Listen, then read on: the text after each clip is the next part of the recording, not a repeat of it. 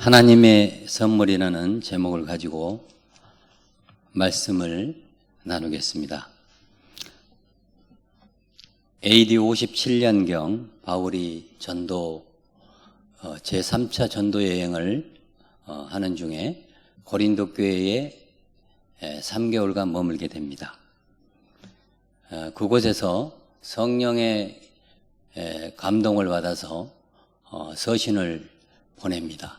이게 로마서로 기록이 되는데 로마 교회에 보내는 그 서신이 로마서로 되는 것입니다.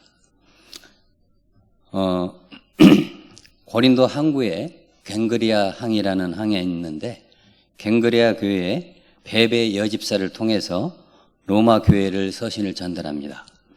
바울이 여집사 베베를 아주 신뢰한 것 같습니다. 다른 사람은 다 제껴놓고 베베를 선택해서 서신을 전달하는 걸 보시면 감동이 됩니다. 로마서 16장에 보면 베베 집사는 바울의 보호자 또 바울의 후원자로 기록되고 있습니다. 하나님의 사용하시는 사람들은 남자도 많지만 여성도들도 많이 사용한다는 것을 알 수가 있습니다. 빌립보 교회를 통해서 누디아를 사용했고 또 고린도 교회를 통해서 브리스길라를 사용했던 것처럼 여자들도 성령의 메신저 또 바울의 메신저로 사용했다는 것을 믿으시기 바랍니다. 할렐루야. 이 로마서는 말씀 중에 말씀이요 성경 중에 성경, 구약과 신약을 총 틀어서 정리해 놓은 만세반석 위에 세우신 하나님의 말씀입니다. 귀한 하나님의 말씀이고 우리에게 주신 선물입니다. 성경을 계란이라고 표현하면 로마서는 계란의 노란자입니다. 그리고 다이아 반지로도 이렇게 표현하기도 하는데 다이아 반지에 박힌 다이아로 표현하기도 합니다. 로마서의 핵심은 믿음으로 의롭다함을 얻는다는 내용입니다. 보물 중에 보물이에요. 귀한 선물이기를 아주 귀한 선물입니다. 예수 그리스도의 복음이 구체적으로 쓰여 있으므로 그러므로 로마서만 잘 통독해도 구원을 얻을 수가 있습니다. 로마서는 총 16장으로 되어 있어 정독을 해도 한두 시간이면 통독할 수 있는 내용입니다. 이렇게 짧은 책이 세계 역사를 수없이 변화시켜 왔고 또 이 로마서를 통해서 교회가 다시 일어나는 핵폭탄과 같은 그런 역할들을 했습니다. 어거스틴은 로마서 13장 말씀을 통해서 회개를 하게 되었고 또 마르틴 루터는 중세 종교개혁을 로마서 1장을 통해서 종교개혁을 하게 되었습니다. 올리브 크로멜이라는 사람은 로마서를 기초로 하여 영국 청교도 혁명을 일으켰습니다. 그리고 우리가 잘 아는 요한 웨슬러는 로마서 서론을 읽다가 가슴이 뜨거워지고 불이 일어나서 부흥운동을 일으키기도 했습니다. 뿐만 아니라 존 버너는 감옥에서 로마서를 묵상하다가 철로 역정이라는 불후의 명작을 창작하였고 일본의 크리스찬 우찌마라 간조는 로마서를 통해서 사회에 갱신운동을 일으켰습니다. 로마서는 그 위력은 20세기에도 유감없이 발휘하고 있습니다.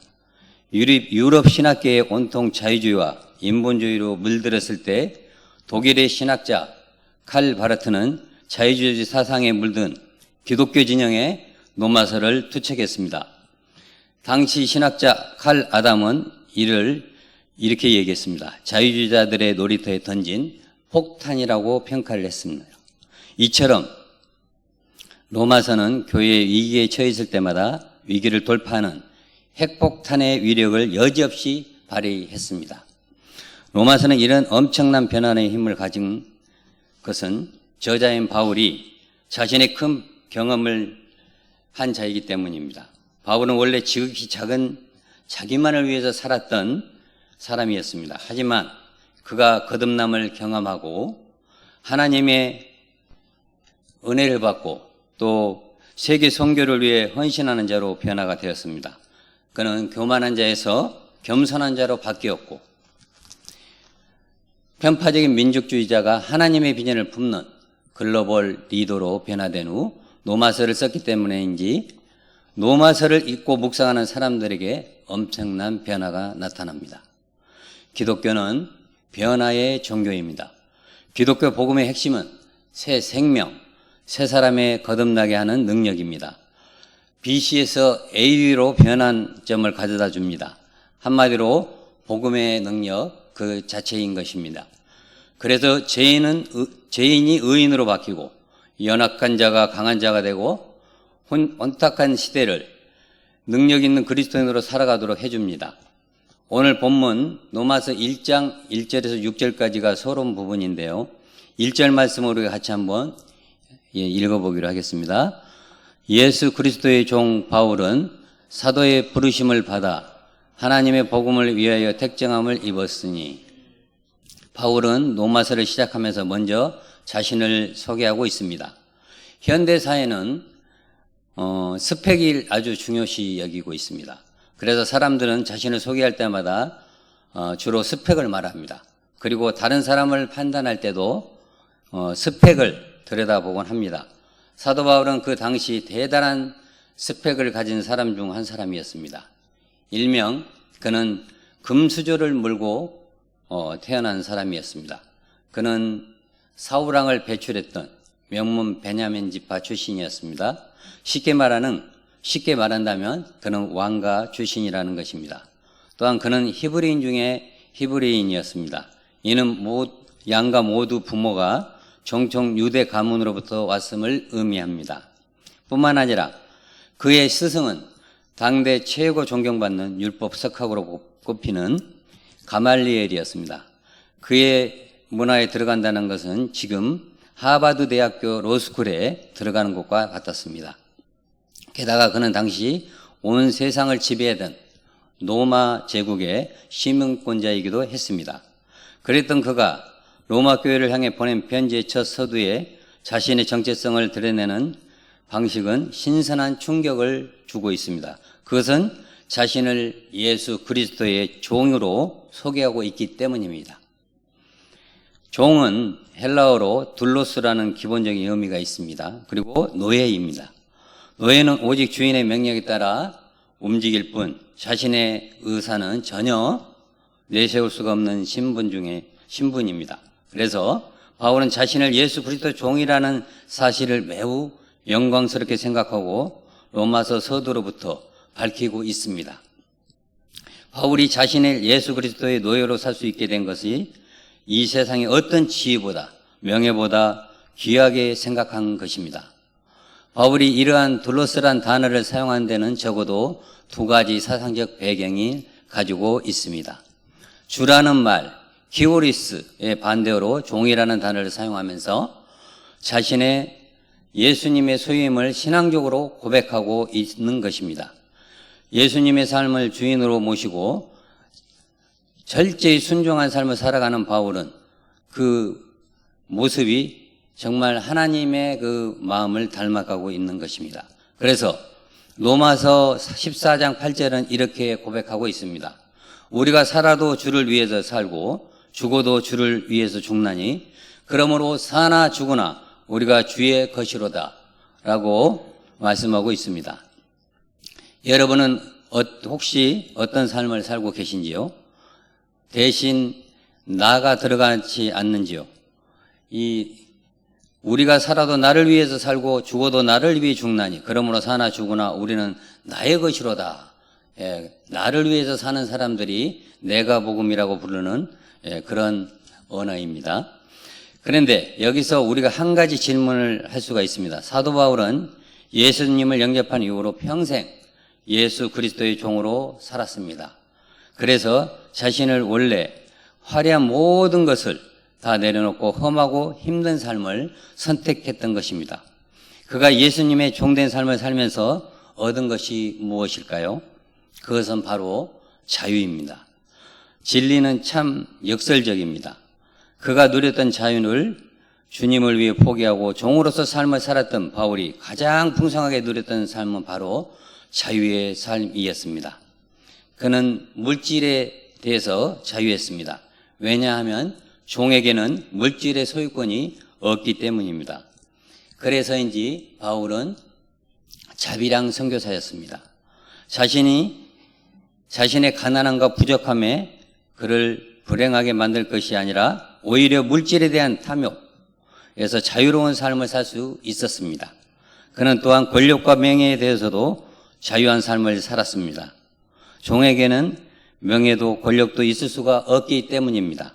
그래서 자신이 가지고 있었던 명예와 권력을 또 지식까지도 배선물로 여기며 권력과 명예를 자유하는 사람이 되었습니다. 두 번째로 구약에서는 종이라는 단어를 위대한 하나님의 사람을 표현할 때도 사용하고 있습니다. 위대한 하나님의 일꾼이었던 모세는 하나님의 둘러쓰였습니다. 그리고 여호수아도 종으로 불렀는데 여호수아도 눈의 아들 종이라고 이렇게 부르고 있습니다. 바울이 자신을 예수 그리스도의 종이라고 말한 데는 자신도 이와 같은 구약 인물들과 마찬가지로 하나님의 일꾼임을 자랑스럽게 여긴다는 뜻에서 그렇게 불렀던 것 같습니다. 둘로스는 모세나 여호수아 같은 사람만 사용하는 전유물은 아닙니다. 하나님께서 세워주신 모든 직분자들도 동일하게 사용할 수 있는 호칭입니다. 저와 여러분은 하나님의 둘로스, 하나님의 종인지를 믿으시기 바랍니다. 오늘날 많은 현대인들이 삶을 방황하고 있습니다. 헤매고 있습니다. 내가 무엇 때문에 이렇게 살아야 하는지, 또 이대로 사는 것이 괜찮은 건지, 또 무엇을 위해 살아야 하는지 답답해하는 이들이 많습니다. 이것은 어른들뿐만 아니라 청년이나 청소년들도 마찬가지입니다. 무엇을 하며 살아야 할지, 무엇 때문에 살아야 할지 답답해합니다. 심지어 그리스도인들도 그런 사람들이 많다는 것입니다. 이런 문제는 정체성 문제입니다. 그리스도인으로서 정체성을 분명히 해야 그리스도인답게 살 수가 있습니다. 크리스찬은 자주 나는 누구인가? 어떤 부르심을 받았는가? 나는 무엇을 위해 살아야 하는가를 자주 질문해야 하며 삶을 점검하며 살아야 합니다. 교회에서 신앙생활을 할 때뿐만 아니라 가정생활 할 때도, 또 직장생활 할 때도, 학교생활 할 때도, 자녀를 양육할 때도, 신앙생활을 할 때도 무엇을 하든지 늘 생각해야 합니다. 나는 누구인가를, 또 어떤 부르심을 받았는가, 나는 무엇을 위해 살아야 하는가를 우리는 생각해야 합니다. 사도 바울이 자신을 그리스도의 종이라고 자신을 낮추고 오히려 예수 그리스도를 높이는 이유가 무엇일까요? 그것은 하나님께로 받은 큰 선물 때문입니다. 이것은 바울에게 국한된 것이 아닙니다. 바울과 우리들 하나님께 받은 선물은 무엇일까요? 그것은 한마디로 부르심입니다. 우리가 너무나도 하나님이 우리가 사랑하셔서 하나님께 부르심을 우리는 받은 것입니다. 그래서 첫째, 우리는 성도로 부르심을 받았다는 것입니다.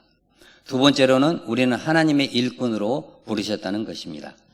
7절 말씀을 우리가 같이 한번 합독해서 한번 읽겠습니다. 고린도 1장 7절 말씀. 로마에서 하나님의 사랑하심을 받고 성도로 부르심을 받은 모든 자에게 하나님 우리 아버지와 주 예수 그리스도부터 은혜와 평강이 있기를 원하노라.